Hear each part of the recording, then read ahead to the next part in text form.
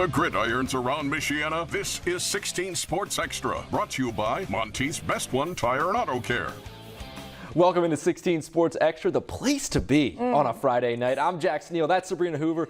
And Sabrina, it's week 5 for high school football here in Indiana, and you went out to a pretty good one over there in South Bend. That's exactly right, Jackson. A battle of the South Bend schools. It was South Bend St. Joe versus South Bend Adams, and this Husky team is really on fire right now. They entered this matchup undefeated, looking to continue that streak against the Eagles. All right, here we go. Huskies versus Eagles. Beautiful night for some football here in the Hoosier State. St. Joe already up big against South Bend Adams, and they aren't satisfied yet. Anthony Gooby hands off to Matt Champlin, and he's into the end zone for 6 to now help extend the Huskies' lead to 28-8 right before half.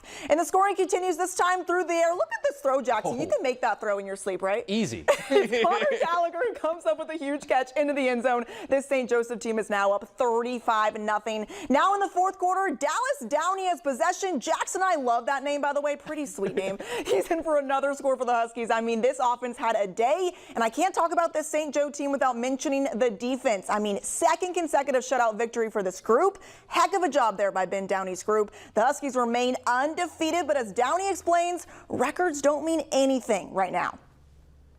No one should look at records right now, especially if you're in our sectional.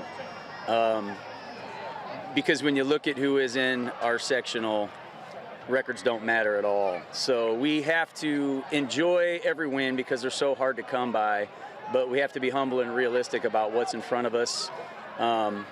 Just because I have so much respect for the programs that are in our sectional.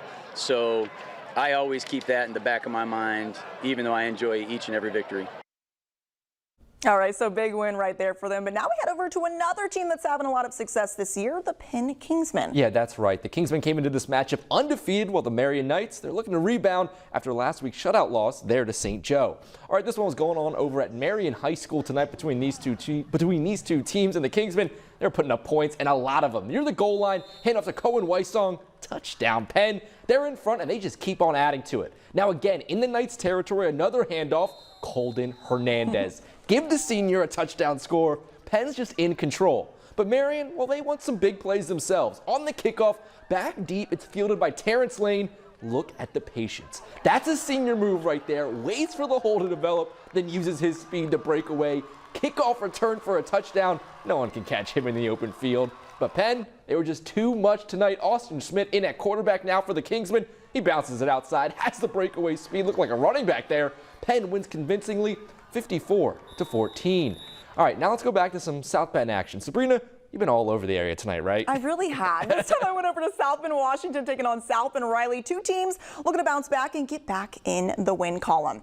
In the first quarter, Wildcats looking to get on the board first. Travion Fideli throws this one downfield, and look at this. Anthony Sharp left wide open. I mean, nobody inside. He walks into the end zone for South Bend Riley's first touchdown of the night. Wildcats now on defense. Dominic Johnson gets to the quarterback, gets the sack. South Bend Riley is finding some momentum on both sides of the ball right about now, but we're still in the first. Wildcats back on offense. Watch this play. Fideli able to get out of some trouble, throws downfield, intended for Nick Washington, but that is not good for them. Rashad Taylor comes up with an interception for the Panthers. Huge play right there on defense. But it's South Bend Riley who comes out with the win here, 33-16, the final. All right, set your clocks back an hour. We're into the Central Time Zone. New Prairie hosting Elkhart tonight.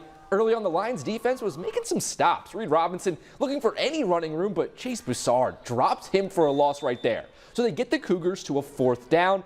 But this is where Robinson, he just makes some magic happen. Going to throw, tucks it, runs instead. Is that Reed Robinson or is it Johnny Manziel? He might be too young to get that reference, but it still counts as a touchdown with the Money Manziel celebration. I feel old. Yeah, me too. Ensuing Elkhart drive, it's the transfers getting it done. QB Micah Jarrell hits Tayshawn Bardo in stride. The Wisconsin commit. He's running all the way to Madison with that score.